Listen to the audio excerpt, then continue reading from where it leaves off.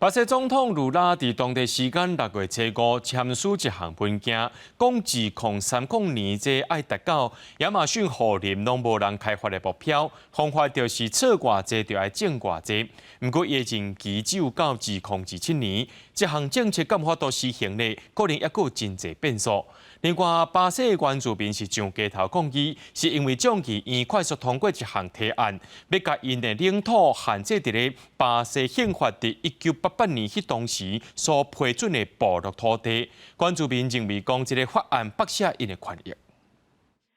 当地时间6月7日，巴西总统卢拉签署文件，推动保护亚马逊森林的政策，希望2030年达到袂阁错森林的树的目标。除了实现伊竞选的承诺，伫2022年，一个英国记者甲国家原住民基金会工作人员伫遮去互非法掠鱼的渔民杀害。卢拉讲，这个文件嘛要安慰因在天之灵。Bruno e Dom mereciam e deveriam estar aqui hoje, nesse momento em que eles teriam o governo brasileiro como aliado e não como inimigo, ao contrário do que aconteceu nos últimos 4 anos. A melhor maneira de honrá-los é garantir que sua luta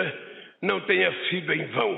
2021年第26届联合国气候大会达成要伫2030年停止搁错森林的树啊，这个重大协议。巴西嘛是签署的国家之一。根据世界资源研究所管理的线顶气候观测平台显示，巴西是世界上第5大温室气体排放国，而且差不多有一半碳的排放量，拢是因为错森林的树啊产生的。所以卢拉甲签署的文件看作是重要的环保政策。不过，伊的任期敢若到2027年就结束，未来敢有法度继续来推动，就要看敢是要会当连任。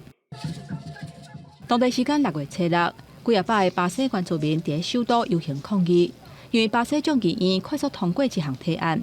要甲原住民的领土限制伫巴西宪法1988年的时阵批准的部落土地。原住民讲，这会大大影响因的权益。Esse equilíbrio climático que o mundo inteiro discute, que o mundo inteiro defende, mas não consegue compreender que para proteger esse clima depende de proteger nossos direitos,